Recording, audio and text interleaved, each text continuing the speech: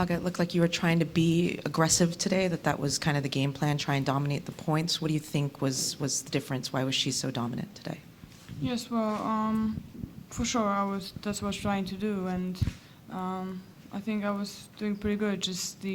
I couldn't just make the last shot, and that was a pretty tight beginning and a couple of tight games as well that I could win, but actually all the games were going one way, not my way, unfortunately, and well, end up like this. It's been such a long time since you played Angie. Did you feel like there was anything particularly different about her game, about her on the other side of the net? Well, definitely very solid game, and I think what is she doing that she have answered for everything. She's not giving anything for free, and you really need to win the points by yourself, and that's, I think, what's make her one of the best players in the world, and this year the best. But did you sense like an improvement in particular, perhaps from last year? Definitely, very consistent, and I was saying, not much of the mistakes, and well, pretty solid, and definitely a very good defender. I was trying to come in, but the balls were coming back.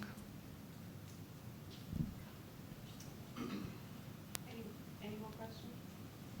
Up the back, Courtney and then Aga, then just looking at your season as a whole, just kind of stepping back a little bit, how do you chalk up this season? What will you kind of take away from 2016?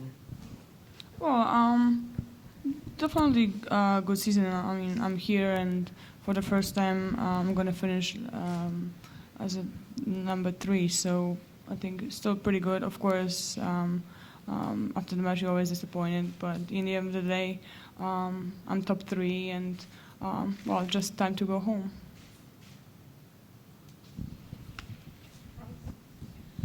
A lot has been made of Angie's age, the fact that she won her first slam at 28, that she's the oldest number 1. I mean, you're not old by any stretch of the imagination, but you've been on the tour for a long time. Does it give you hope that actually you've still got quite a few years in you to reach that potential? Yes, I think in these days, age doesn't really matter. We could see very old Grand Slam champions and last couple of years. So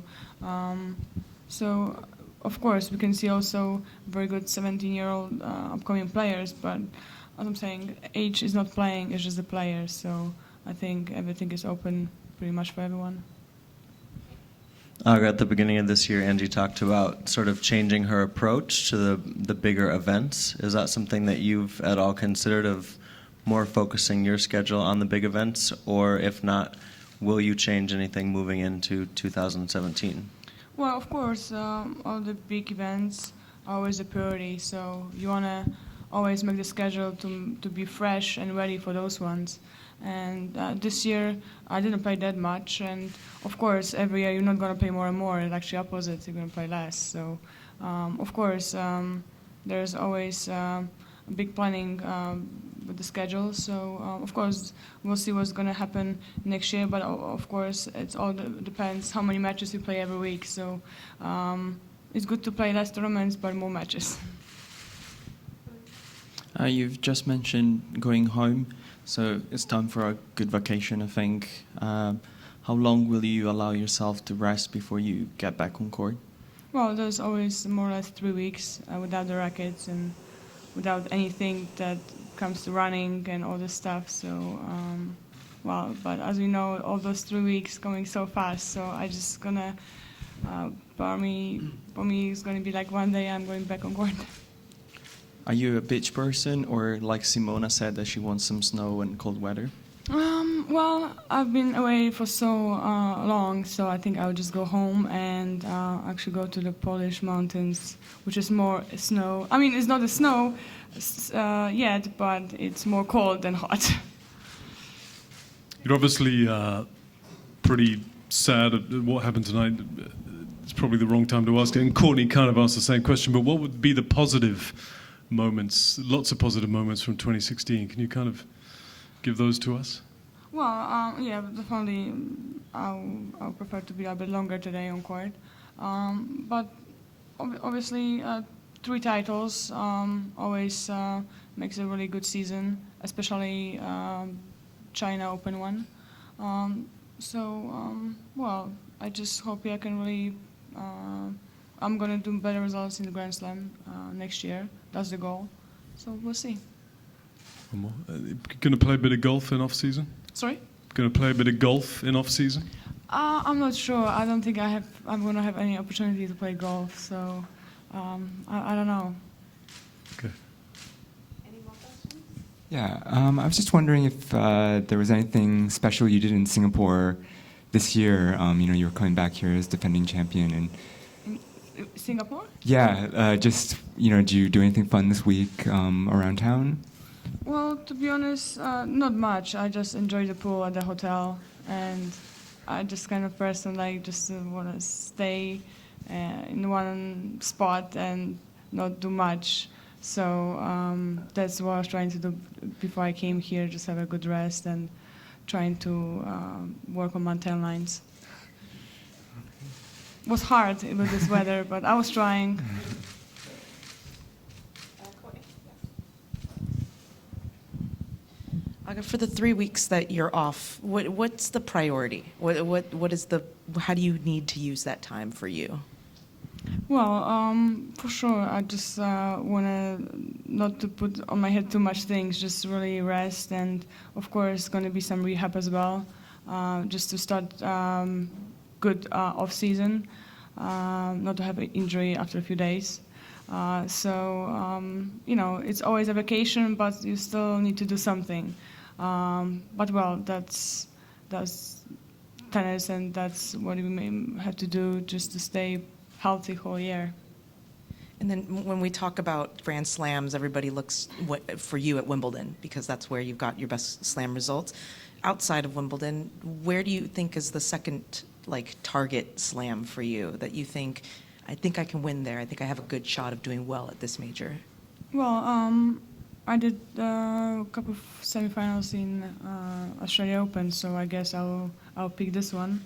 But you never know. I think that's everything can happen, and of course I'm always trying to do better and better in U.S. Open, trying to reach the quarterfinals. So you never know. Sometimes it's just you're not going to expect much, and then there you go. So I think it's just more to do your own things, not to really think about what's going to be in 2 weeks.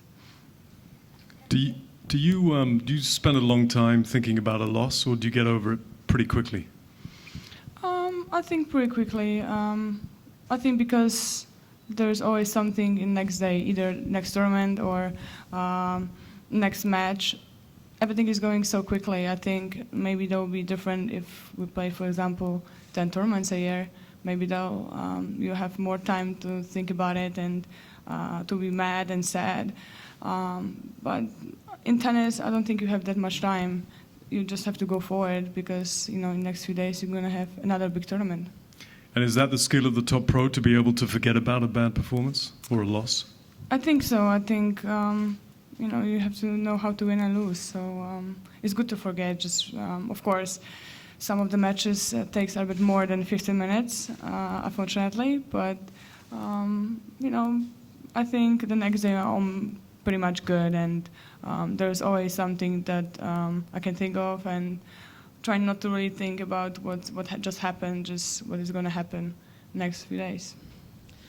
Aga, Sveta said earlier that in addition to watching her own hot shots, she liked watching yours. I'm curious if there are any other players that either who are currently playing or no longer playing that you like watching on YouTube or on video. Well, I think definitely Sveta is also one of the shot makers. I was always saying that she's the one that she can make everything on court. Great athlete, and she can really make those good shots. So obviously, I would like to watch her. I think Angie as well. She's the one that can also make some nice tricky shots. I think.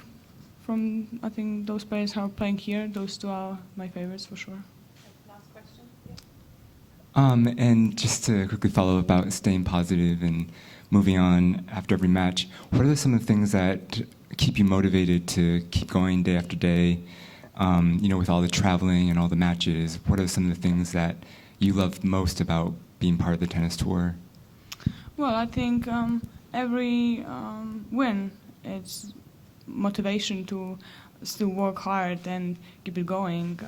We played so many matches a year, so that's the thing that keeps you going. Especially sometimes it's very hard, and when you're tired after a couple of months playing, in the end of the year, every match is a great thing. So I think for me that's the motivation, and especially here when I did another championship and being in the best 8, I think that's the motivation to play and to really do your best on court. Okay, thank you. Thank you.